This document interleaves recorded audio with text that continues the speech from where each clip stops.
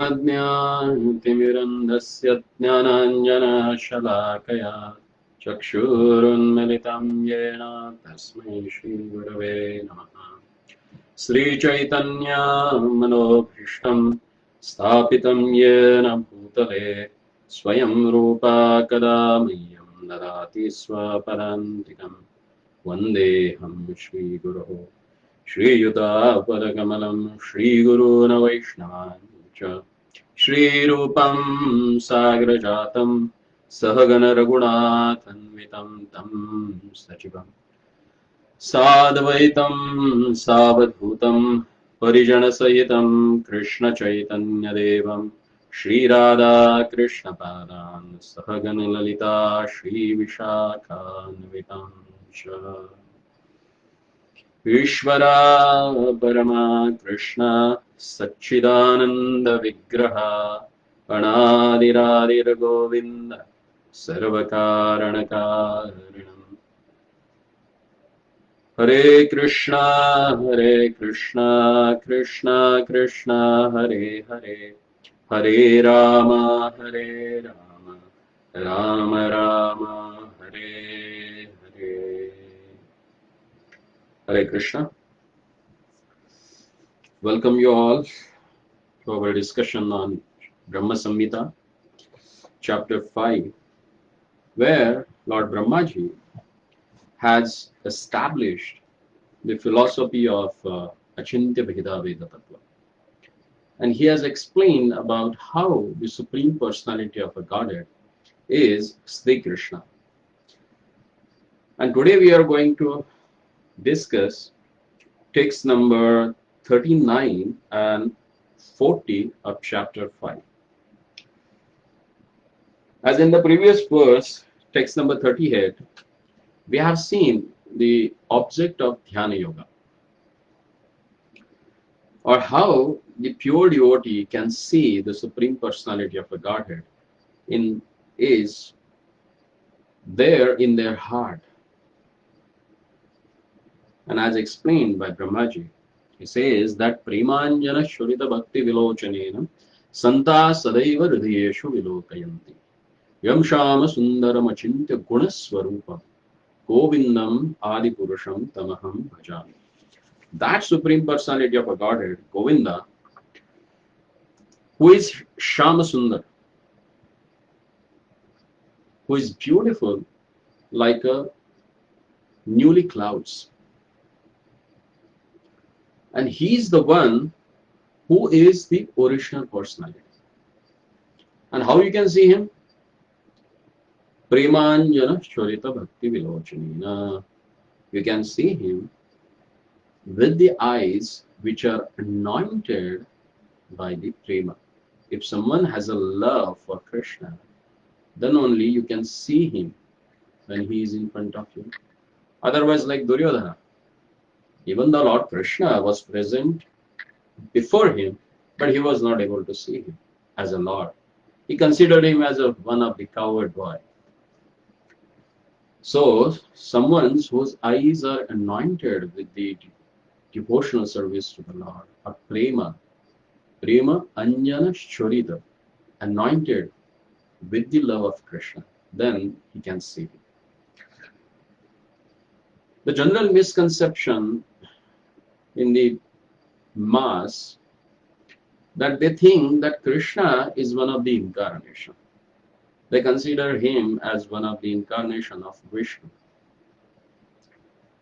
But here in this verse or text 39, Brahmaji says, Rahamadi murtishu kalani yamena tishtan Nana avataram akarot bhuvaneshu kintu Krishna swayam samabhavat paramah pumanyo Govindamari purusham tamaham bhajami. So translation of this verse, I worship the original personality, Govinda, who manifests himself in the material world as Sri Ramachandra and many other incarnations who are his plenary portions and sub-portions, and who personally appears in the form of Sri Krishna. Let's see what Jiva Goswami Pad says in his Tika or in his commentary on this verse. So he says here, it is explained in this verse beginning Ramadi Murtishu that Swayam Bhagavan Sri Krishna descend to this material world from time to time, sometimes personally and sometimes in the form of his plenary portions or sub-portions. Kala Niyameshu. Niyameshu means time to time. And Kala means his plenary portions or his expansions. Sri Krishna, the supreme predominating enjoyer, manifests in the material world through his plenary expansions and partial expansion in forms such as Sri Ramachandra. Here the word Tishtan implies that Sri Rama and other avatars are eternally manifest. Those Swarupas manifest in the creation from time to time for the welfare of the universe. And sometimes Sri Krishna descends personally. I perform bhajan of the Parama Purusha, Sri Govinda, who performs the aforementioned pastimes. For instance, in the 10th canto Srimad Bhagavatam, the demigods have prayed Matsyavakashyapa Narasimha Varaha Hamsa Rajanya Vipra Vibhudeshu Kritavataraha Tvam Pasinas Tribhuvanam Cha Yathandhunesha Bharam Bhuvo Harayaduttama Vandanam Te. In the Srimad Bhagavatam, Canto 10, Chapter 2, and text number 40, demigods, they are praying, O Bhagavan, previously you accepted incarnation as a fish, a horse, a tortoise, Narasimhadev, a boar, a swan, Sri Ramachandra, Parushuram, Vipravaman, and various demigods to protect us and the entire world by your mercy. Now please protect us again by diminishing the burden of Mother Earth. O Krishna, best of the Yadus, we respectfully offer our obeisances unto you. So here, the Lordship is requested by the demigods. They call him as a Yaduttama, the topmost among the Yadus, or best among the Yadus, O Krishna. Please remove this burden of nefarious kings who are ruling this world and creating a war. And they are giving evidence that it's not that this time, but even previously also you came personally, or you have come in different forms as your expansions, like Varaha, like Narsimha, like Matsya. So all these expansions of the Lord, they are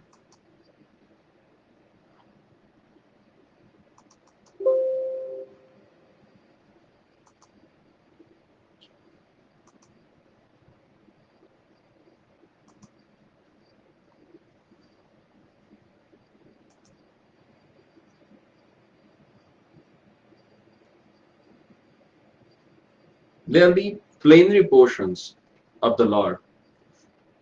So let's see how many forms that Lord has and what they are actually called upon. So here,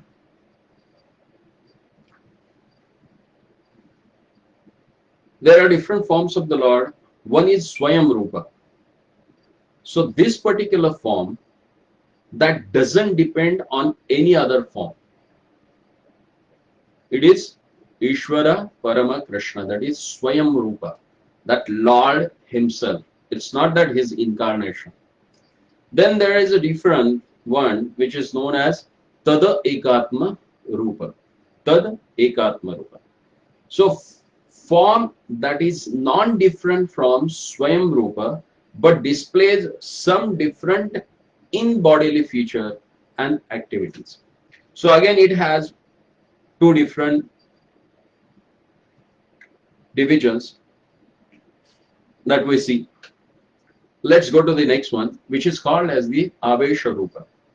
So Avesha Rupa, where the very great Jivas in whom Lord invests his potencies of knowledge or other energies.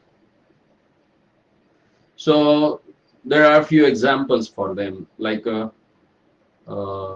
one particular form that we can see, which is called as a Shaktya Avesha Avatar. So there is one Shaktya Avesha Avatar, like a Bhakti Shaktya Avesha Avatar. Srimad Narad Ji is called as Bhakti Shaktya Avesha Avatar or Bhaktya Shaktya Avesha Avatar. So there is one more, that is Shashana Shaktya Avesha Avatar, that is Maharaj Prithu. So there is one more which is called as the Adhara Shaktya Avesha Avatar, that is Lord Shesha, Ananta Shesha, who has given the Shakti, the energy, the potency by which he supports the whole universe. Then Shashana Saktyavesh Avatar, that is Maharaj Prithu, was empowered to rule the whole earthly planet. Then there is one more, like a Bhakti Shaktavesh Avatar. The Narad Ji has given a potency to perform a devotional service, and he is the one who can show us that how we can perform devotional service. And we know who are those glorious disciples of Narad Ji who has put forward that how one can perform devotional service. There are two old and there are two young who has established the way, the process by which one can perform devotional service. The two olds are the great poets. One who has given the first poetry in this universe, that is Ramayana, that is Srimad Valmiki Muni, who was the disciple of Devarshi Narad. And one more who has given the whole literature, whichever is available in this material world or spiritual world, everything is given by Srimad Veda Vyasa. He is also disciple of Devarshi Narad. And there are two in great human history. Those are the one who showed, even at the age of 6 or 5 also, you can attain the Supreme Personality of a Godhead. And all we know them, like Maharaj Dhruva and Prahlad Maharaj. So this is like a, and there is one more that is well known also, that is Dushta Damana Shaktavesh Avatar, that is Parshuramji. So these are the different incarnations of the Lord or Rupas by which Lord comes in this world and perform his different activities. So let's see about Tada Ekatma Rupa. It is again divided into two different categories. The one is Vilas Rupa and second is Swamsha. So Vilas Rupa is like bodily feature different from the Swayam Rupa, and it has a particular purpose for the pastime. For example, Narayana, which is the Vilasa of Lord Govinda, and Vasudeva is the Vilasa of Narayana. So all this Chaturbhuja form, the first Chaturva that comes from Lord, that is Vilasa Rupa of the Lord.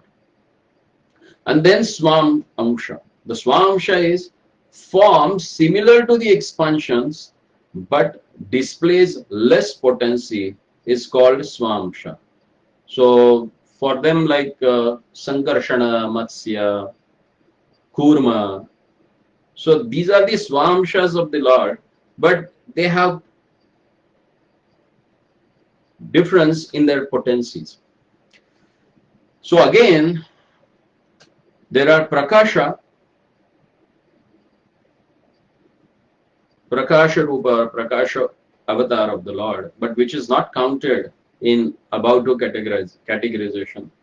And that is like a particular form of the Lord manifests himself in more than one place, simultaneously retaining in all regards the same identity. The expanded forms are called Prakasha. And for example, like when Lord Krishna, he was staying in Dwarka. So when he used to go to the Sudharma, his assembly, he seems to be a one person.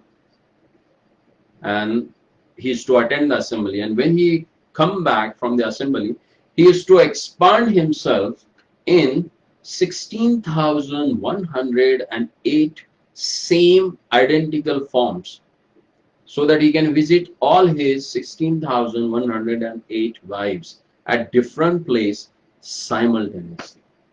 So that particular form of the Lord is called as a Prakasha form. And sometime he used to have a 400 form, sometimes he used to have a 200 form. In Padma Puran, in Uttarakhanda, it is explained that all these forms has his own abode beyond the material creation. So avatar means whom all these forms of a Lord appear unprecedentedly for various purposes in the material creation, either solely by their own power or through some agency. The agent through whom an avatar appears can Tad Ekatma form of the Lord, and such as he who lives on Sheshanaga or devotee of Lord like Vasudeva. So again, avatars, the incarnations, they are like Purusha avatars, Guna avatars, Leela avatars, then Shaktavesh avatars. So these are the different categories of incarnations of the Lord. So Purusha avatars like first three Vishnus from whom this whole material universe comes. They are called as the Purusha avatars, like a Mahavishnu, Garbhodakshay Vishnu, Sharodakshay Vishnu. Then there are Guna avatars. Guna avatars are like the predominating deities of Sattva Guna, Rajaguna, and Tamoguna. So Sattva Guna is Lord Vishnu, the 400 form of the Lord who resides in Vaikuntha. Then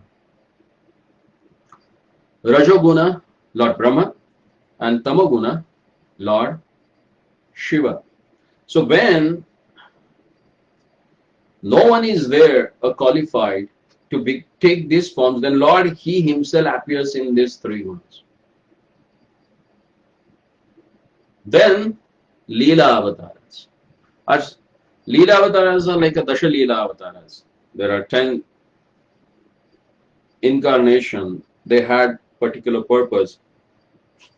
They came and they performed particular pastime. So Matsya, Kurma, Varaha, Narasimha, Vamana, Rama, Parashurama, Balarama, Buddha, Kalki. So these are the Dasha avatars. So most of these avatars, incarnations, they are like some of the Swamshas or Avesha avatars of the Lord, or either empowered or either Lord, he comes in that particular form with limited exhibition of his powers. But the source of all this incarnation is Lord Krishna, as explained in the Srimad Bhagavatam. first canto, third chapter, text number 23, 24.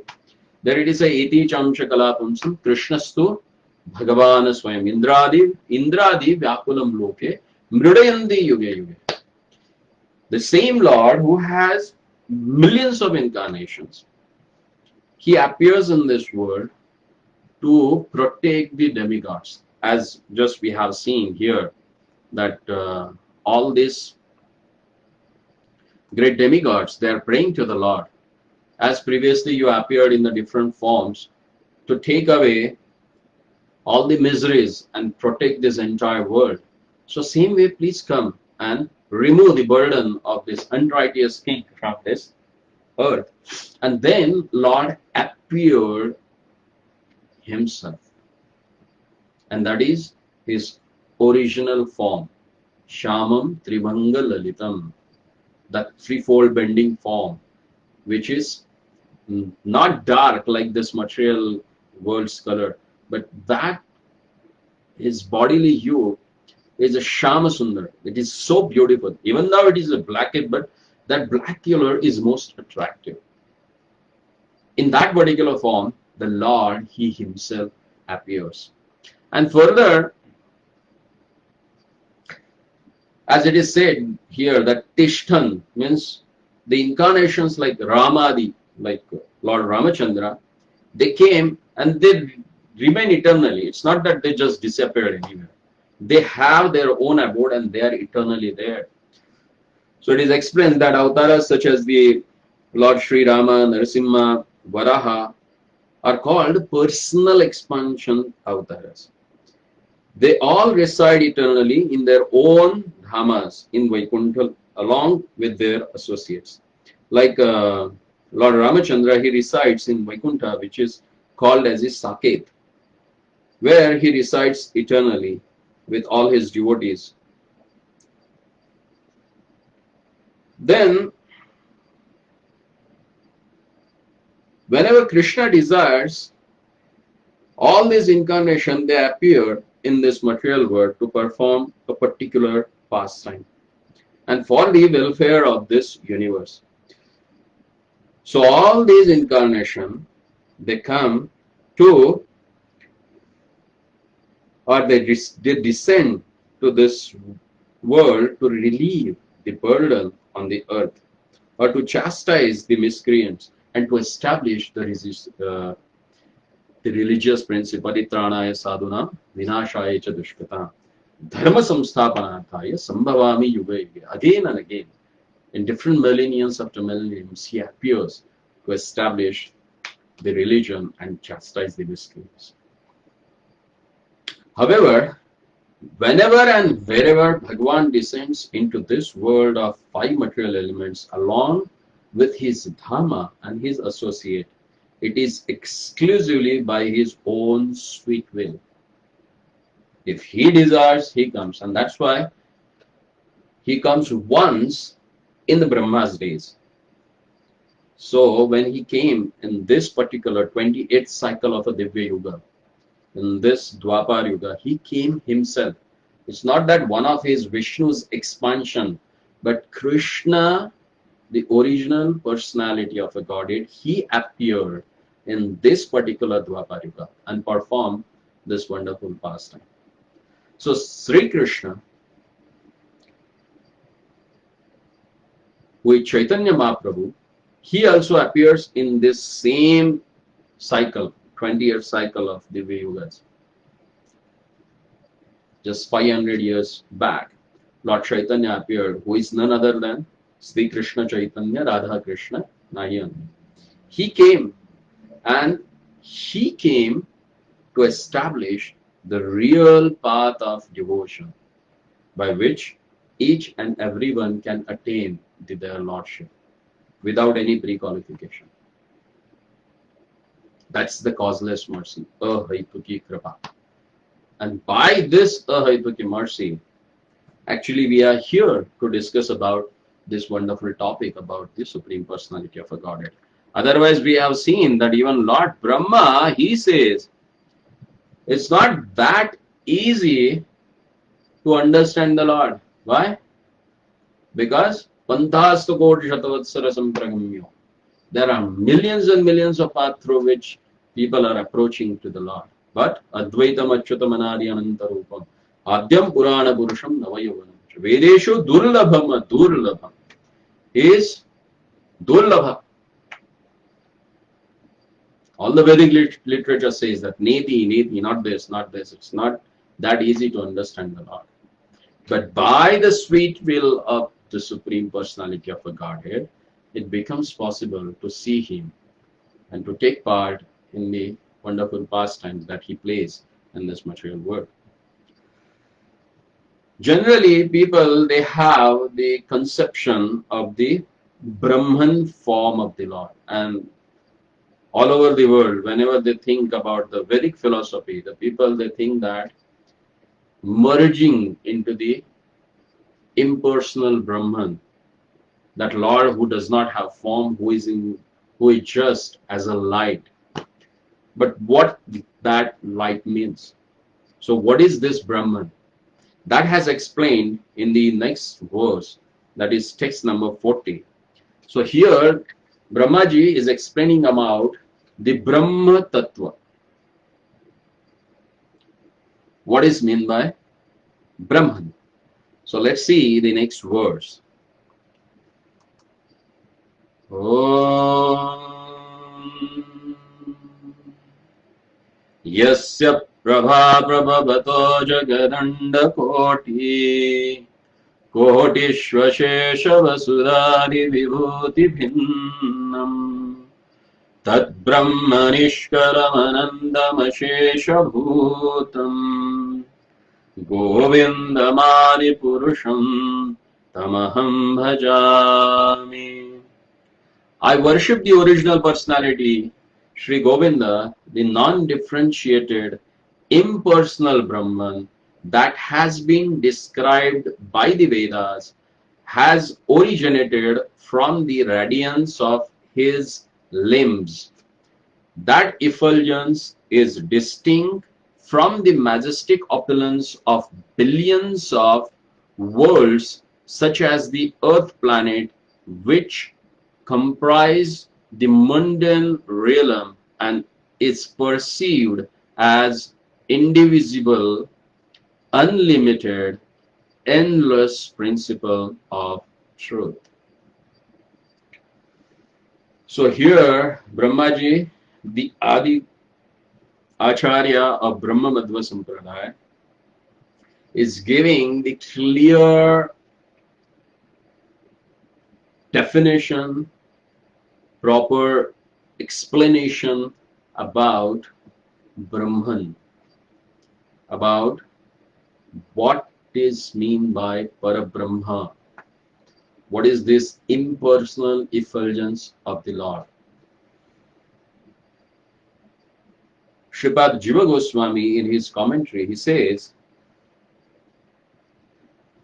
the perfect completeness of Sri Govinda, in the sense of his being the origin of all avatars, has been established first. That is in the previous verse. Now, in this verse, beginning, Yasya Prabha Prabhavato, his completeness is being further established with regard to his Swarupa. Although Sri Govinda and Brahman are one from the point of view of essential reality, Brahman, which is potency, is an adjective of the possessor of the potency, that is Sri Govinda. This is because Sri Govinda is dharmi, meaning that he possesses a nature by constitution, whereas the impersonal Brahman is his dharma, part of the nature that he possesses, and is thus only one aspect of his nature, namely his bodily effulgence. So what it means? The Brahma Jyoti, which is aspired by the impersonalist to merge into in it, that Brahma Jyoti is none other than the expansion or the effulgence of the Supreme Personality of a Godhead. He is Anga Kanti. Kanti means effulgence. So the Lord Govinda's bodily effulgence is called as Brahmajyoti. Therefore, Sri Govinda can be compared to the sun globe, and Brahman, which is devoid of a transcendental variety, can be compared to the light that emanates from the sun. So this Brahmajyoti is the effulgence that emanates from the Lord's body. This idea is supported by this statement of Vishnu Puran. So in Vishnu Puran it says, Shubhashrayaha Satchittasya Sarvangasya Tathatmanaha. We have already explained this verse. Sridhar Swami, the person who wrote the first commentary on Srimad Bhagavatam, called as a Bhavartha Dipika, who is considered as the authority on Srimad Bhagavatam. And Srimad Bhagavatam is called as a Paramahansa Samhita, which is understood by the Paramahansas, the people who has a perfect Sad Asada Viveka Buddhi, who are called as a Paramahansa, who can just take good from anything and everything. So that Sridhar Swami, who is the authority of Srimad Bhagavatam, he also has commented on the word called Para-Brahma. He says that Para-Brahma is also the basis of shelter of Brahman. And Lord, He Himself, Lord Sri Krishna, He Himself, in the 14th chapter of Srimad Bhagavad Gita, text number 27, He says, Brahmano hi pratishtaham. Pratishtaham means he is the basis of Brahman. So that Brahman comes from him. In the Srimad Bhagavatam 11th canto chapter 16, text number 37, it is said that while Lord He Himself says that I am the earth, air, space, water, fire, the aggregate of material elements, transformation, Purusha, and the modes of goodness, passion, and ignorance. I am also Parabrahman, situated beyond the material nature.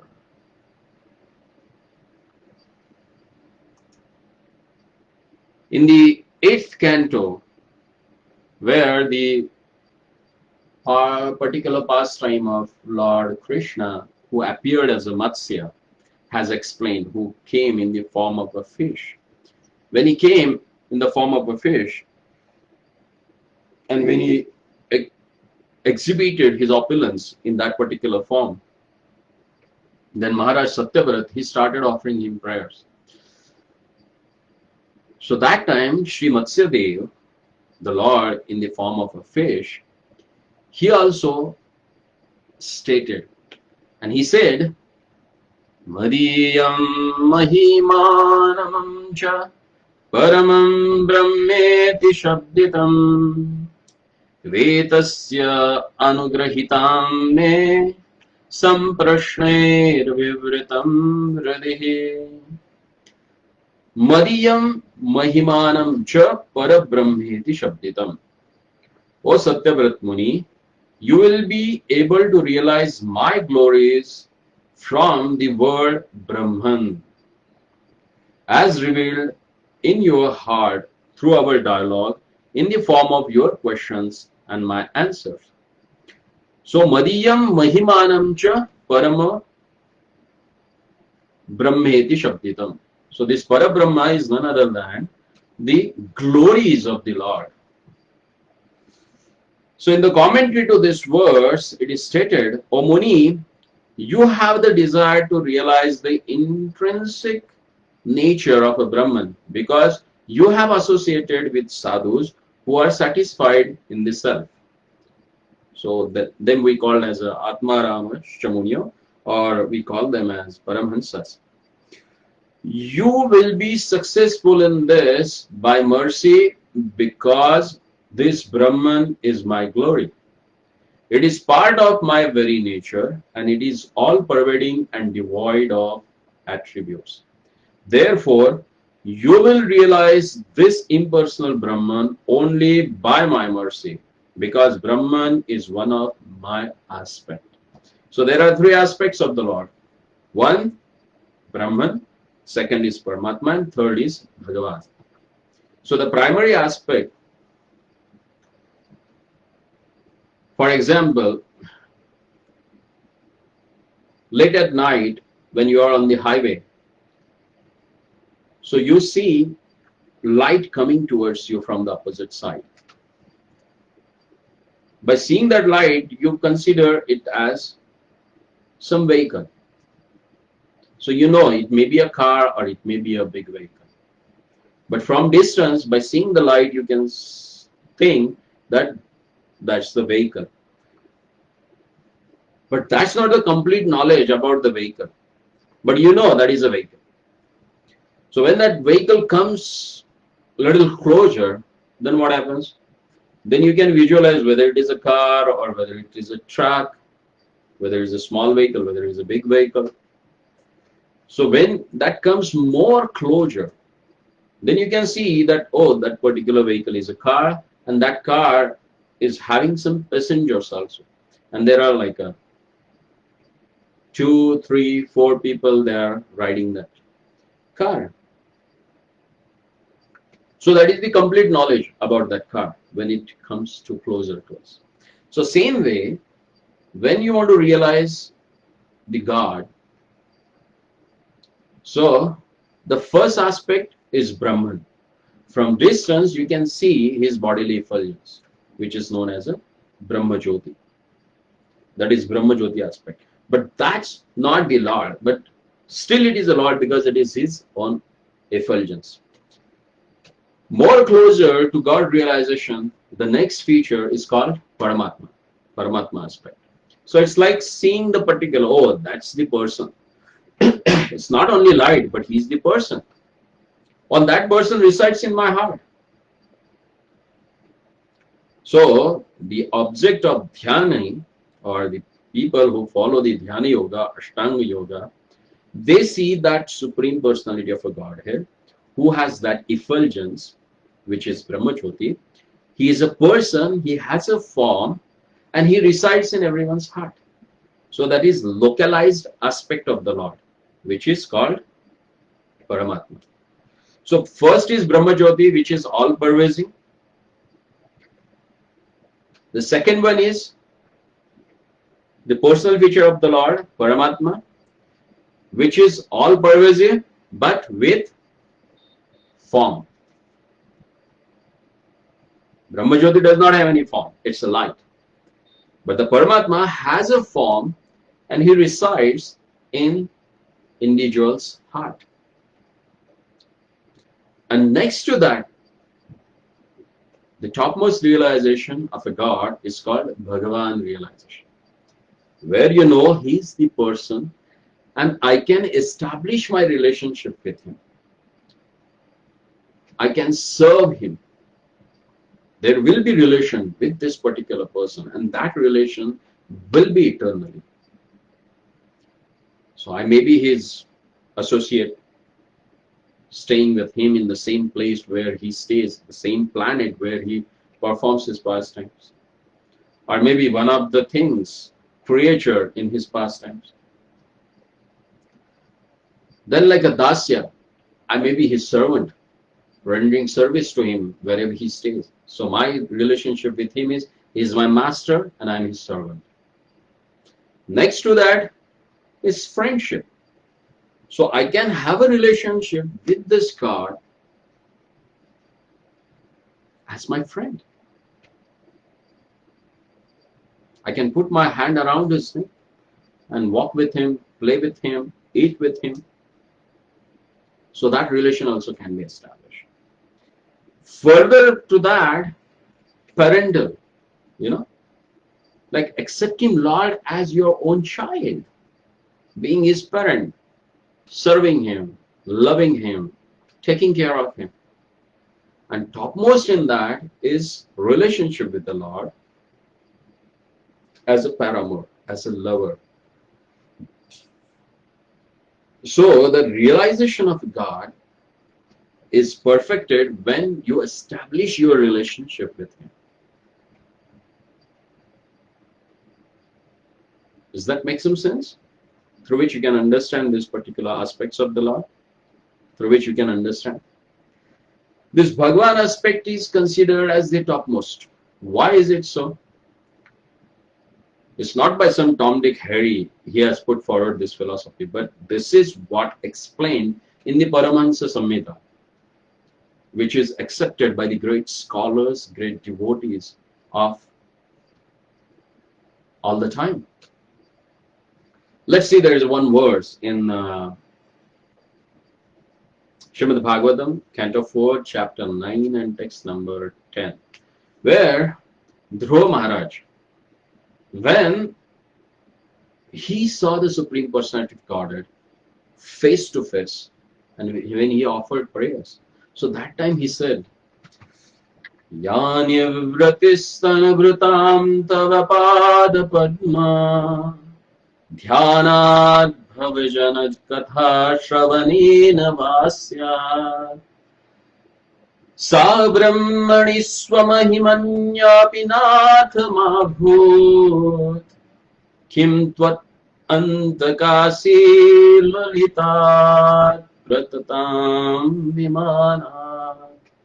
He says, O Lord, the happiness of realizing Brahman does not contain even a one particle of the bliss derived from meditating upon your lotus feet or hearing about your pastimes in the company of your dear devotees. Attaining the position of the demigods is even more insignificant because when the celestial airships ascending to Swarga are slashed by the sword of time, the demigods fall down to the planet of death. Therefore, sages who are satisfied in the self also become attracted by the qualities of Bhagavan. The attributes of Sri Hari are such that sages who are satisfied in the self engage in devotional service, their hearts being deeply attached to Bhagavan Urukrama. Perfect sadhus who have transcended the necessity to obey spiritual rules and regulations also engage in devotional service.